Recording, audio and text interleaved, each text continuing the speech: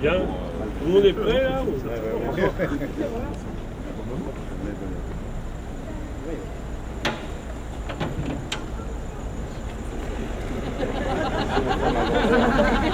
C'est la porte de la réunification qui se referme à nouveau.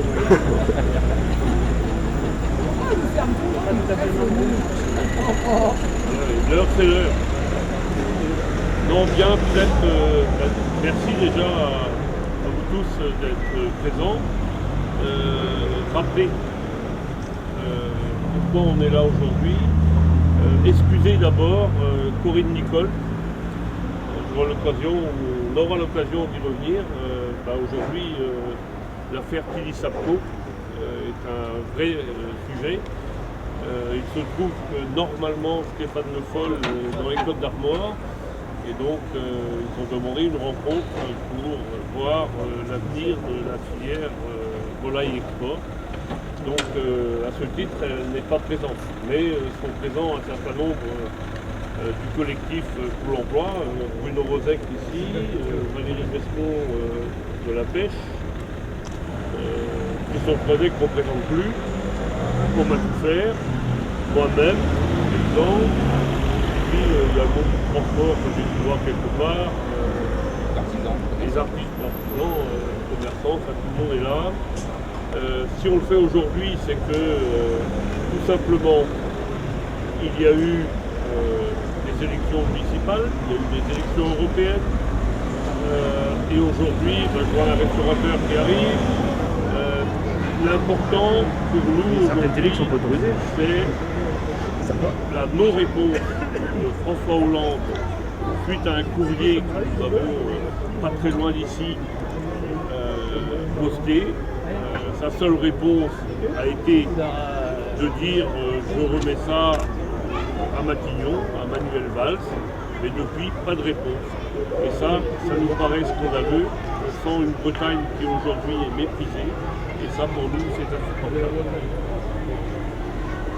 Thierry complétera parce qu'il est vrai qu'en premier lieu, le collectif Ville décidé de travailler en Bretagne, au pays, a pour vocation de défendre l'économie et l'emploi ici en Bretagne, pour que les gens puissent vivre dignement de leur métier.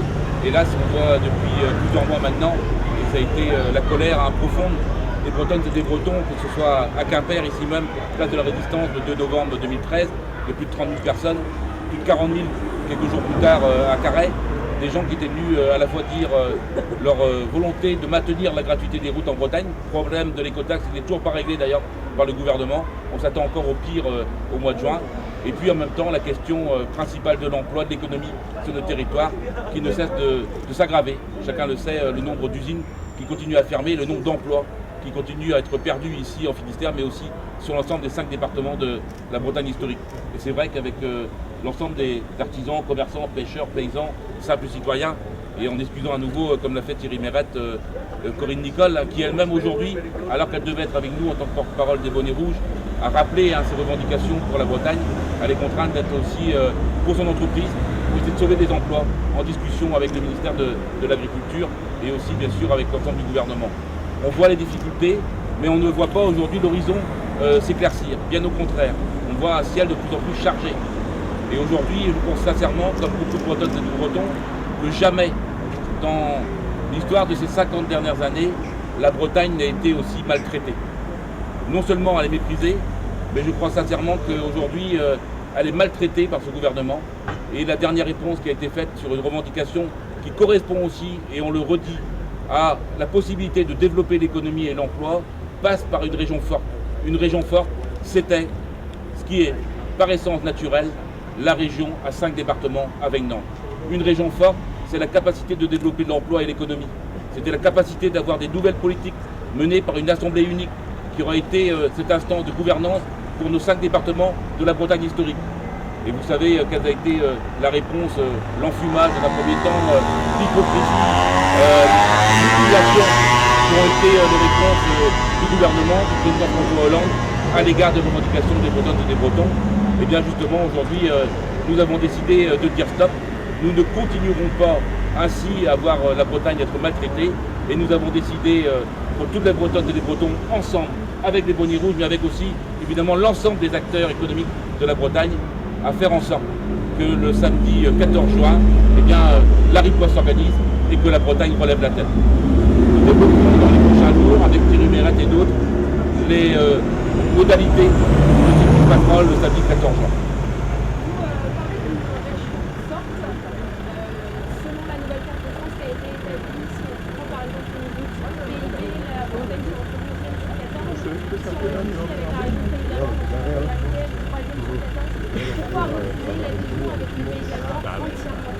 D'abord, il faut rappeler que ce qui a été décidé sur la carte territoriale a été décidé sans concertation par parti. Et ça, c'est inacceptable. Alors même que des centaines de vœux ont été pris dans les différentes collectivités, que ce soit les communes, les départements, les 5 départements concernés, que ce soit par la région de Bretagne, pour aller vers la rectification. Et je crois que ça a été une véritable humiliation pour les Bretonnes et les Bretons de voir Paris décider seul, avec des ciseaux, un redécoupage de la carte territoriale de France, alors même qu'ici l'aspiration historique, culturelle, sociale, l'élément fort de l'économie de demain passait par la réunification. Cela est scandaleux et nous ne l'accepterons pas. Il y aura d'autres appels d'ailleurs qui vont être faits dans les prochaines heures pour arriver à la réunification de la Bretagne. Concernant un grand ouest dans lequel on dirait se fondre Bretagne et Pays de Loire, il est hors de question en ce qui nous concerne, alors même que la région de Bretagne a son identité, fière de se passer de plus de 15 siècles en commun. On n'imagine pas un seul instant qu'on puisse faire en sorte de faire disparaître toute cette identité dans un Grand Ouest qui n'a aucun sens et qui ne serait qu'une région bidon. Hors de question. Pourquoi une région bidon? Non, moi je vais répondre au complément de votre question. Je crois qu'aujourd'hui, on a créé beaucoup de choses produits en Bretagne, qui est déjà sur 5 départements. On a Prince de Bretagne, on a Cochon de Bretagne, et vous allez partout de par le monde. Si vous dites que vous êtes breton, vous avez une image. Reconnaissance. Une reconnaissance, et beaucoup de Bretons sont partout dans tous les pays du monde. Donc c'est pas une volonté de se séparer de la France, mais on est d'abord breton, on est aussi européen, mais tel que ça a été fait, on a parlé toujours, et je reviens sur nos revendications du collectif pour l'emploi, la relocalisation des décisions. Ce qui a été fait au niveau de la réforme territoriale, elle a été décrétée par l'Élysée, sans consultation encore du terrain. Et ça, c'est proprement insupportable. Est-ce qu'une identité se définit réellement par une barrière administrative géographique? On a répondu à la question en vous rappelant que nous sommes pour une Bretagne et 5 départements avec cette vraie identité, et on n'ira pas en construire une artificielle alors même qu'on en a déjà une qui est porteuse pour l'économie et l'emploi en Bretagne. Vous connaissez d'autres personnes, vous ne faites pas une interview de ça, la vidéo, d'autres journalistes qui veulent valider. Il y a peut-être d'autres personnes qui vont faire la vidéo, entièrement après cette vidéo. Ah, monsieur, question. La RTV, la télé des bonnets rouges, la télé du peuple, par le peuple, pour le peuple. Je voulais savoir, après plusieurs décennies que la Bretagne revendique et donne des messages d'alerte, surtout depuis ces derniers mois, après un tel mépris encore du gouvernement à l'égard de nos ouvriers, de nos marins, de nos paysans, à l'égard de notre culture, de notre langue, de notre patrimoine, aujourd'hui encore de nos terres, est-ce qu'on peut réellement parler de scission entre le peuple breton et le gouvernement français actuel? En tout cas, on parle d'humiliation, ça c'est certain. On voit bien pour l'instant que la colère est sourde parce qu'elle n'a pas pu s'exprimer concrètement pour les gens aujourd'hui suite aux dernières décisions de l'État en ce qui concerne les revendications des gens qui habitent cette région. Mais évidemment que cette colère sourde, cette humiliation des gens, en se transformant d'un moment à un autre par une protestation, et c'est ce qu'on attend aussi aujourd'hui pour le samedi 14 juin, que les gens gardent leur date surtout, et que d'ici là, eh bien, on puisse après communiquer ensemble pour dire quelle sera la nature de ces actions. C'est le gouvernement qui fait la scission avec la Bretagne. Ce n'est pas la Bretagne. Le gouvernement n'est pas l'écoute. Il nous dédaigne, il nous ignore, il nous tourne le dos. C'est bien pour ça que la route des bonnets rouges est ouverte et que nous allons marcher, revendiquer, nous allons nous battre pour qu'on nous écoute, pour qu'on nous respecte, parce que nous le méritons en tant que citoyens. Quelques indications quand même sur à propos de la réponse qui s'annonce. Non, mais peut-être rappeler quand même que en Bretagne, il y a des gens qui bossent, qui travaillent, et souvent pour peu. Et qu'on soit paysan, qu'on soit salarié, soit transporteur, qu'on soit même alors, les chômeurs, etc. Mais notre collectif, c'est un ensemble qui se retrouve dans une identité, c'est d'être breton, de vouloir vivre, décider et travailler au pays. Alors ça peut paraître anodin, mais ça n'est pas anodin du tout, parce que Paris, du coup, se dit, mais bon, bah, il est peut-être temps qu'on pense à une forme de fédéralisme quand même, parce que c'est pas le tout de faire une réforme territoriale, parce que si demain, il n'y a pas les moyens financiers, entre autres, les délégations données, il est évident que ça sera un fiasco. Donc de ce côté-là, nous on n'est pas d'accord. On a aujourd'hui notre socle agricole et agroalimentaire qui va très très mal. Et ce ne sont pas les artisans, les transporteurs, les commerçants qui aujourd'hui voient au quotidien, et ça disparaît petit à petit. Hein, une entreprise qui ferme, une autre, et une autre, et une autre, et une autre, et ça touche. Et nous, ce qui nous rassemble, c'est le fait d'être bretons. Et ça, c'est fondamental. Et ça, Paris, il faut qu'ils le comprennent. On ne se laissera pas faire. Et donc, c'est bien pour cela que le 14 juin, pour nous, c'est un point d'ordre. Vous aurez dans les quelques jours qui suivent des éléments plus précis sur le mouvement qu'on entend mener. Mais on ne va pas se laisser faire. C'est un message pour Paris. Alors déjà, qu'est-ce que vous pouvez en dire? Oui, tout à fait, parce que la colère sourde qui a été dite tout à l'heure, qu'on entend, et puis cette humiliation que les gens ressentent profondément du sort de cette maltraitance. La Bretagne n'a jamais été aussi maltraitée en 50 ans de son histoire. Je pense sincèrement que les gens aujourd'hui ont besoin aussi qu'on les rassure. Qu'on les rassure en leur disant, vous ne serez pas seuls, et nous serons là avec vous, mais on compte sur l'ensemble de la Bretagne pour être là présent dans les prochains jours, et ce samedi 14 juin tout particulièrement, pour pouvoir dire non à Paris, au sort de Paris veut continuer à nous réserver. C'est un peu court quand même, venir des journalistes là devant la préfecture, on peut nous donner des vies un peu, c'est dans une semaine, le 14 juin, on ne peut pas dire, on a envie de dire qui êtes-vous pour dire aux gens, restez à notre disposition le 14 juin. Pas du tout, non, c'est avec humilité comme on l'a fait depuis le départ, on continue à agir de la même sorte. De la même façon depuis l'origine du mouvement. Simplement, il faut aussi du temps pour permettre aux gens de se retrouver. Et voilà, le temps des retrouvailles du peuple breton, ce sera le 14 juin. Il y a aussi une autre chose que je voudrais quand même... Mais si ça vous dérange, moi je veux bien que ça vous dérange. 14 juin, d'accord, mais il faut nous en dire un peu plus. Non. Écoutez, j'ai appris ce matin qu'il y avait un portique qui avait brûlé à Jugon. Bon, il y a aujourd'hui des actions qui se passent parce qu'il y a un ras-le-bol.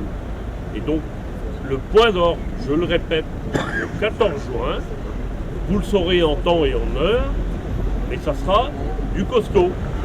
Il y a aujourd'hui une chose qu'il ne faut pas oublier aussi, c'est qu'on parle beaucoup des emplois médiatisés et gérés, des emplois qui ont été permis, qui sont médiatisés. C'est-à-dire, je parle de grosses entreprises qui sont fermées.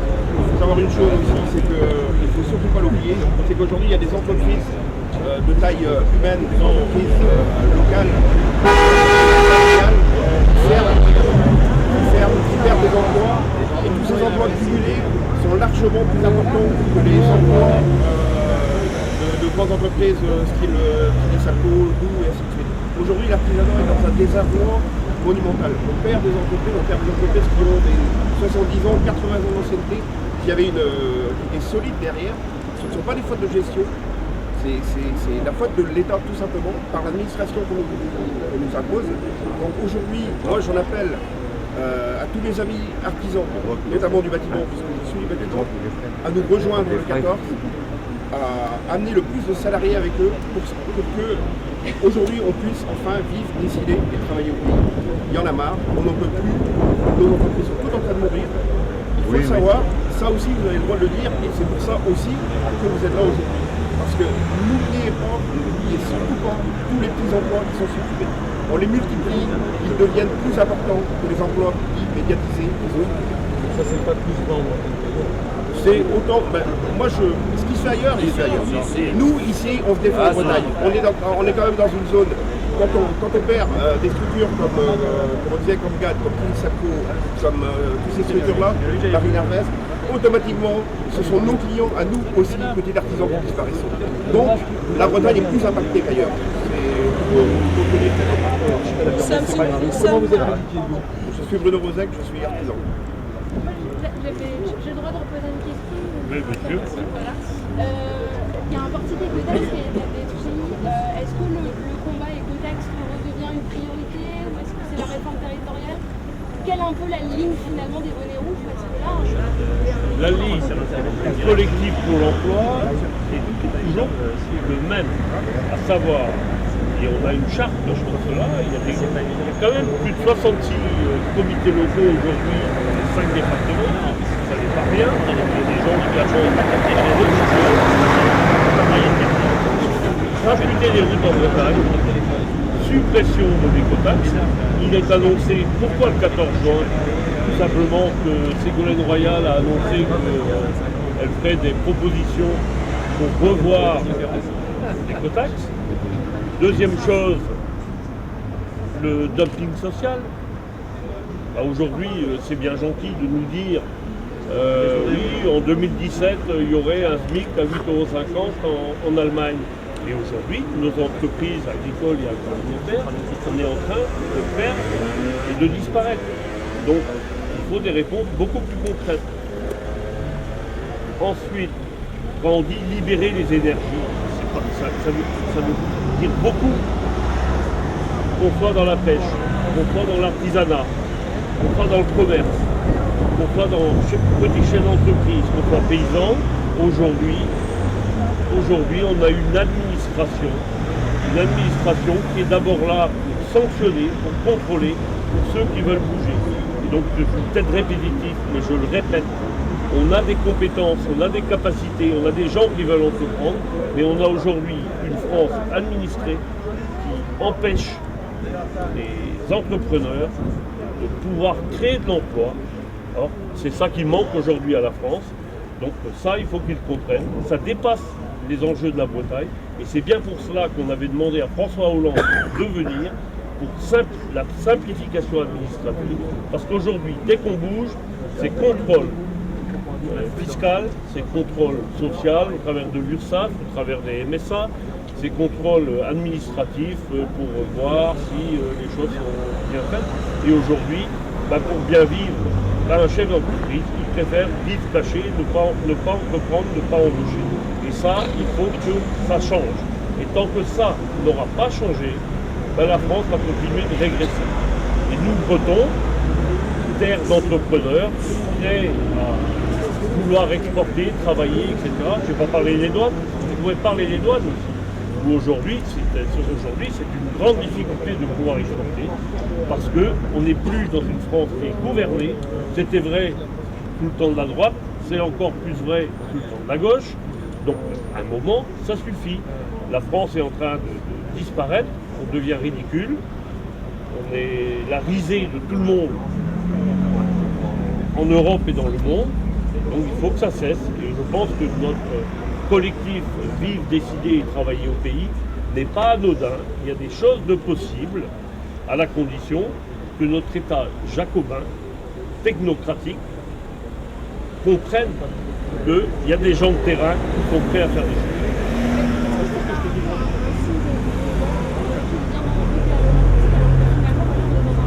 Dans une Europe où il faut subir être un État fédéraliste qui rentre pour s'imposer. Non, mais c'est pas contradictoire. Non, mais attendez. Moi, la réforme territoriale a été faite à la va-vite et n'importe comment. Je suis désolé. Aucune concertation du terrain. Des baronnies là, qui se sont battues pour garder leurs trucs et leurs machins. On ne sait pas avec quels moyens financiers. Et c'est ça le fondamental. Parce que s'il n'y a pas de moyens financiers, que fait-on de nos régions? Quelles économies? Si on ne fait aucune économie, si on ne donne pas la parole aux gens de terrain pour dire nous on est prêts à entreprendre, on est prêts à faire des choses.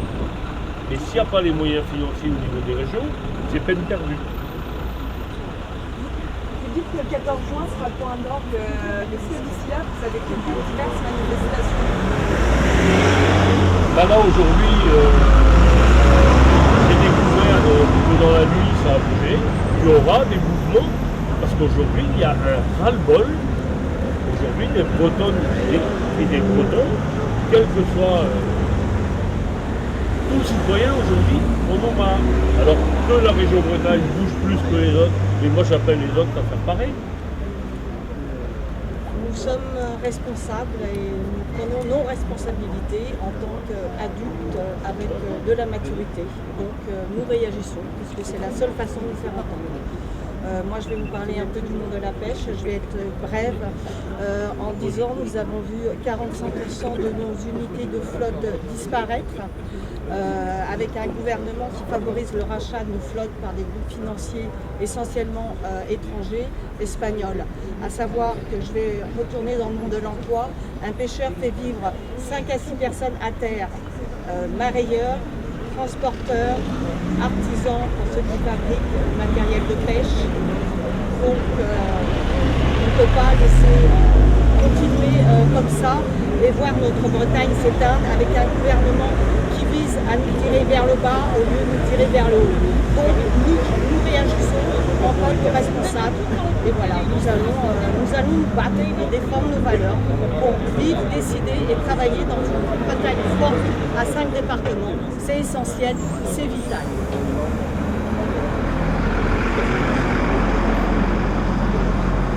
Merci.